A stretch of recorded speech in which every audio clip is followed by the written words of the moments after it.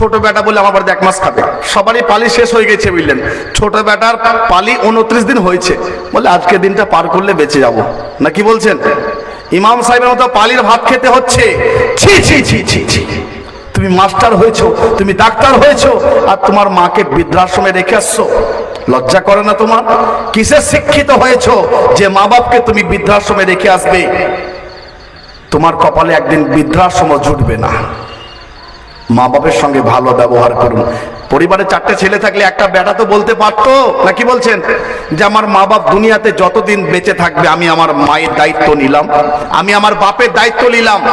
এ কথা কিন্তু কোনো স্বামী বলতে পারে না, কেন জানেন? শুধু বইয়ের ভয়ে, না কি বলছেন? এখন ছেলেদের বিয়ে হচ্ছে প্রথম রাতে বুঝলেন, বলছে আমি তোমার মা বাপের ভাত রাঁধতে পারবো না, আমার এই কচি কচি হাতে কালি লেগে যাবে। তখন তার স্বামী বলছে খেপি 2 দিন ভাত রান, তারপর আমরা আলাদা হয়ে যাব। স্ত্রী গলা ধরে আদর করে বুঝিয়ে বলো, রাজত্ব দিয়ে দেবো, তুমি যা বলবে তাই শুনবো। তুমি আমার মা বাপের সম্বন্ধে এই রকম মন্তব্য করতে পাবে না।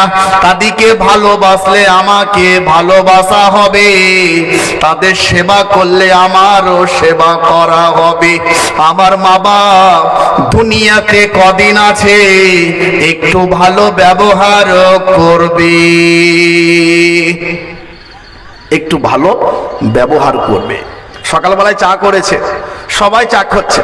আমার বাড়িতে আমার পরিবারের মধ্যে আমার স্ত্রী, আমি আর আমার 2টো ছেলে আছে, আর আমার সঙ্গে আমার আব্বা মা আছে বুঝলেন। তো আমি আমার মা বাপকে বলেছি, আমরা 2 ভাই, ভাইটা মোল্লাপুরে থাকে, আমি বলেছি আমার মা বাপ যতদিন দুনিয়াতে বেঁচে থাকবে আমি আমার মায়ের দায়িত্ব নিলাম, যদি প্রয়োজন হয় ভিক্ষা করে মা বাপকে খাওয়াবো, এটা বললাম বুঝলেন, কিন্তু মা বাপকে আমি কখনো আলাদা করতে দেবো না। আমার স্ত্রীকে বলেছি মা বাপ কদিন আছে, যদি কিছু বলে কিছু মনে করিও না, আমার সঙ্গে তুমি আমার ভালো ব্যবহার পেলে তো হলো। স্ত্রীকে বুঝিয়ে বলি, স্ত্রীকে বুঝিয়ে বলবেন, মেয়েরা হচ্ছে বেকারের তৈরি, এদিকে যদি সোজা করতে যান না ফটাম করে ভেঙে যাবে, না কি বলছেন? এদিকে একটু বুঝিয়ে কায়দা করে চালাতে হবে। সব কথা স্ত্রীকে বলতে যাবেন না, আর সব ঝামেলা করতে যাবেন না। তারা যদি কিছু বলে আপনি চুপ হয়ে যান, আপনি যখন একটু রেগে থাকবেন আপনার স্ত্রী চুপ হয়ে যাবে, বাড়িতে ঝামেলা ঝঞ্ঝট হবে না। আর যদি দুজনে যদি রেগে যান 440 ভোল্টেজের মতো, তাহলে তো ঝগড়া ঝামেলা হবে, না কি বলছেন? একটু ম্যানেজ করে চলবেন, শয়তান আপনার কোনোদিন আপনার বাড়িতে অশান্তি লাগতে পারবে মানে লাগাতে পারবে না। আর যদি দুজনে যদি রেগে যান তাহলে শয়তান এসে এমন ভাবে আগুন জ্বালিয়ে দিবে, সংসারে ডিভোর্স পর্যন্ত হয়ে যায়, তালাক হয়ে যাচ্ছে, সংসার আলাদা হয়ে যাচ্ছে। আর আজকে মোবাইলে বড় বরকত হয়েছে, না কি বলছেন? এখন মোবাইলে পরকিয়া, মাই ডিয়ার কামিয়া, কার স্ত্রী কার মেয়ে কার সঙ্গে কি গল্প চলছে, এখন মোবাইলে পরিবারগুলো নষ্ট হয়ে যাচ্ছে, ধ্বংস হয়ে যাচ্ছে। মোবাইলে আজকে নিজের স্ত্রীকে রেখে অন্য মেয়ে ছেলের সঙ্গে মোবাইলে সারা রাত গল্প, কেঁদে বালিশ ভিজিয়ে দিয়েছে। স্ত্রীকে ভালোবাসুন, এইসব মোবাইলে গল্প করা বন্ধ করে দেন, কোনো মেয়ের সঙ্গে কোনো ছেলের সঙ্গে এই পরকিয়া বন্ধ করে দেন। দুনিয়াতে কোনো শান্তি থাকবে না, আখিরাতে জাহান্নামে যাবেন, দুনিয়াতে শান্তি পাবেন না। এই রং লাগা যৌবন একদিন জং ধরে শেষ হয়ে যাবে, চিরদিন থাকবে না যৌবন, একদিন শেষ হয়ে যাবে, আল্লাহর সামনে জবাব দিতে হবে। একটু ভয় করে চলুন। আর একটা কথা বলে বক্তব্য শেষের দিকে টানছি, দুনিয়ার জীবন ধোঁকা, আজ চলছে কাল চলবে না। তো যেটা বলছিলাম, মা বাপের সঙ্গে আমরা ভালো ব্যবহার করব। একজন সাহাবা বললে, ওগো আল্লাহর রাসূল, আমি আমার মাকে কাঁধে করে নিয়ে হজ পালন করেছি, আমি কি আমার মায়ের হক পূরণ করতে পেরেছি? আল্লাহ রাসূল সাল্লাল্লাহু আলাইহি সাল্লাম বললেন, না, তোমার গায়ে চামড়া কেটে যদি তোমার মায়ের জন্য জুতা বানিয়ে দাও, তবু তুমি তোমার মায়ের দুধের ঋণ তুমি কোনোদিন শোধ করতে পারবে না।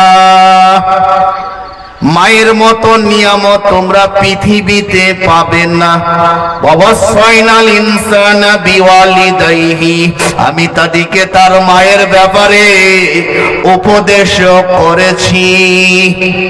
حملت أمه وحنا على وحن فصاله في عامين, তার মা তাকে ওয়াহনান আলা ওয়াহনিউ, কষ্টর উপরে কষ্ট সহ্য করে 10 মাস 10 দিন পেটে ধারণ করেছে, মৃত্যুর সঙ্গে সংগ্রাম করে পৃথিবীর বুকে এনেছে মিনিমাম 2 বছর, ম্যাক্সিমাম 2.5 বছর ছাতির দুধ পান করিয়েছে।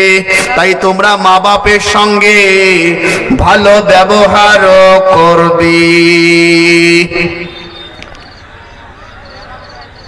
মা বিছানায় একবার পেশাব করেছে, বলছে মাকে ঘরে রাখা চলবে না তো, ঘর ময়লা হয়ে যাবে। আপনি যখন ছোটতে ছিলেন আপনি ভেবে দেখেছেন? আপনি যখন মায়ের কোলে পেশাব করেছেন, পায়খানা করেছেন, আপনার আব্বা খেতে বসেছে বুঝলেন, আর মায়ের কোলে পায়খানা করেছে, পেশাব করেছে, বাপ বলছে খাবার সময় ডিস্টার্ব করো না, বাইরে গিয়ে বসো না, মানে বাপ বরদাস্ত করতে পারি না পায়খানা। মা পায়খানাটা চাপা দিয়ে ভাত খেয়েছে, তবু ছেলেকে কোল থেকে ফেলে দেয়নি। সেই মায়ের সঙ্গে খারাপ ব্যবহার কি করে করো? সেই মায়ের সঙ্গে কি করে খারাপ ব্যবহার করো? মা বাপ বড় নিয়ামত। আমি যখন জালসায় যাই আমি মায়ের কাছে দোয়া নিই, মাকে বলি আমার মাথায় হাত রেখে দোয়া করো। মায়ের দোয়া এটা আল্লাহর কাছে সরাসরি পৌঁছে যায়, বলুন সুবহানাল্লাহ। আমি অনেক মানুষের দোয়া নিই, আপনাদের কাছে দোয়া নিই, কিন্তু মায়ের কাছে আগে দোয়া নিই, মা আমার জন্য দোয়া করবে, আল্লাহ যেন আমাকে হেফাজত করে। তো দুনিয়ার জীবন ধোঁকা, মা কি জিনিস এখন মূল্য দিচ্ছেন না, যখন চলে যাবে বুঝতে পারবেন মা বাপ কি জিনিস ছিল, ছায়া হয়ে থাকবে। আজকে বুঝতে পারছেন না, মা বাপের কদর করুন। তাই সবাই বলুন মা বাপের সঙ্গে ভালো ব্যবহার করব, বলুন ইনশাআল্লাহ। এখানে যারা মা বাপ আছে তারা মনে করতে পারে আমরা লাসায়ে আমাদিকে কিছু বলতে পাবে না। কোরআন বিজ্ঞানে পরিপূর্ণ। কোরআন বলছে তোমার মা বাপ যদি তোমাকে শিরিক করতে বলে, গাছতলা বেলতলাতে মাথা ঠুকতে বলে, স্ত্রীকে কষ্ট দিতে বলে, চুরি করতে বলে, মিথ্যা কথা বলতে বলে, তুমি শোনো না, তোমার কোনো গুনাহ হবে না। কিন্তু দুনিয়াতে তাদের সঙ্গে ভালো ব্যবহার করতে হবে। অন্যায় আদেশ করলে মেনো না, ব্যবহার ভালো করতে ছেড়ো না। আবার আল্লাহ বলছে অনেক ছেলে বাহানা করে বলতো আমার বাপ নামাজ পড়ে না, আমার মা তো রোজা রাখে না, তাই ভাত দেবো না। আল্লাহ বললেন না, সে নামাজ পড়ুক বা না পড়ুক তার বিচার আমি করব, তোমার বিচার আমি করব। দুনিয়াতে তাদের সঙ্গে ভালো ব্যবহার করতে হবে। অন্যায় আদেশ করলে মেনো না, ব্যবহার ভালো করতে ছেড়ো না। আমার ভাইজান হাবিবুল্লাহ ভাই এসে গেছে, আমি আমার 3-4 মিনিটের মধ্যে আমার বক্তব্য শেষ করছি। আমি ভাইজানকে পাশে রেখে আলোচনা করতে আমি ভালোবাসি না, কোনো বক্তাকে পেছনে বসে আমি আলোচনা করতে ভালোবাসি না। যাই হোক, আমার কথা আপনারা শুনলেন, আমল করবেন এবং আপনারা আমার জন্য আল্লাহর কাছে দোয়া করবেন, আমি আপনাদের জন্য আল্লাহর কাছে দোয়া করব। আর একটা কথা বলে আমি আমার বক্তব্য শেষ করছি। আপনার হাবিবুল্লাহ ভাইয়ের আলোচনা অনেক সুন্দর, অনেক বাইরে বাইরে সফর করে জালসা করে, আলোচনা অনেক সুন্দর। এবং আমাদের একটা চ্যানেল আছে বুঝলেন, ওই আমার তো নয়, হাবিবুল্লাহ ভাইয়ের সঙ্গে এসেছে, এই দেখেন সামনে আছে হাফেজ নূর আলম ভাই, ওনার বাড়ি সাগরদিঘি, ওনার চ্যানেল আছে ইজাব টিভি। আপনারা যদি ইজাব টিভি লেখেন, ওইখানে হাবিবুল্লাহ ভাইয়ের অনেক জালসা ছাড়া আছে এবং সেখানে আমারও কিছু জালসা হাফেজ নূর আলম ভাইয়ের ইউটিউব চ্যানেল থেকে বসুন একটু ছাড়া আছে, আপনারা শুনবেন। ইজাব টিভি মোবাইলে ইউটিউবে সার্চ করবেন, বড় হাতে লিখবেন EJAB, EJAB TV, EJAB TV, EJAB TV লিখবেন, ওইখানে আলোচনা আছে, শুনবেন। তো যেটা বলছিলাম এটা বলে আমার বক্তব্য শেষ করি, 2-3 মিনিট লাগবে, 2 থেকে 3 মিনিট। তো আমরা আল্লাহকে ভয় করব না, কি বলছেন? আল্লাহকে ভয় করুন, দুনিয়ার অনেক পাপ থেকে আপনি আমি বেঁচে যাব। হয়তো আপনি আমি একটা পাপ করতে যাচ্ছি, আর আমাদের অন্তরে যদি, আপনার অন্তরে আর আমার অন্তরে যদি আল্লাহর ভয় থাকে, সে পাপ কাজটা কিন্তু আপনার দ্বারাই আমার দ্বারাই হবে না, না কি বলছেন? হযরতে ওমর, এটা বলে আমার বক্তব্য শেষ করছি। হযরতে ওমর রাদিয়াল্লাহু আনহু একজন সাহাবাকে জিজ্ঞাসা করছে, সে সাহাবাটার নাম হচ্ছে উবাই ইবনে কাব রাদিয়াল্লাহু আনহু। কি জিজ্ঞাসা করছে? হে উবাই ইবনে কাব, তুমি কি বলতে পারবে তাকওয়া কি, মানে আল্লাহর যে ভয়, এটার ব্যাখ্যা কি একটু বলতে পারবে? তো উবাই ইবনে কাব রাদিয়াল্লাহু আনহু বললেন, আমিরুল মুমিনিন, আপনি কি কোনো কাটা রাস্তায় যাতায়াত করেছেন যেদিকে শুধু কাটা আর কাটা? বলে হ্যাঁ গিয়েছি। আচ্ছা, আপনি কিভাবে পার হয়েছেন একটু বলবেন? বলে আমি পাটাকে একটু দূরে দূরে ফেলছিলাম যেন আমার পায়ে যেন কোনো কাটা যেন ঢুকে না যায়। বলে এটাই তো তাকওয়া, এটাই তো আল্লাহর ভয়। দুনিয়াতে আপনি আর আমি এমন ভাবে চলবো যেন দুনিয়ার কোনো পাপ আপনাকে আর আমাকে যেন স্পর্শ না করতে পারে।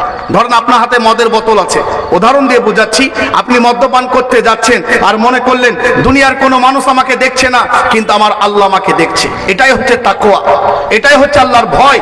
একটা সুন্দরী নারী আপনাকে খারাপ কাজের জন্য সুযোগ দিয়েছে আর মনে করলেন দুনিয়ার কোনো মানুষ আমাকে দেখছে না, কিন্তু আমার আল্লাহ আমাকে দেখছে। এটাই হচ্ছে তাকওয়া, এটাই হচ্ছে আল্লাহর ভয়। তো যার যত অন্তরে আল্লাহর ভয় থাকবে, আমার আল্লাহর কাছে তার মর্যাদা অনেক বেশি। আপনারা জানেন হযরতে বিলাল রাদিয়াল্লাহু আনহু দেখতে কালো ছিল, একজন হাবশী গোলাম, তার ঠোঁটটা একটু মোটা ছিল, কিন্তু তার মর্যাদা ইসলামে কত বলুন তো? আল্লাহ রাসূল সাল্লাল্লাহু আলাইহি সাল্লাম বললেন, বিলাল তুমি কি এমন আমল করো যে তোমার জুতার শব্দ আল্লাহর আরশে বা জান্নাতে পেয়েছি? বলুন সুবহানাল্লাহ। তো যার যত তাকওয়া, যার যত আচরণ ভালো হবে এবং আল্লাহর অন্তরে যার ভয় থাকবে, সেই ব্যক্তি আল্লাহর কাছে শ্রেষ্ঠ।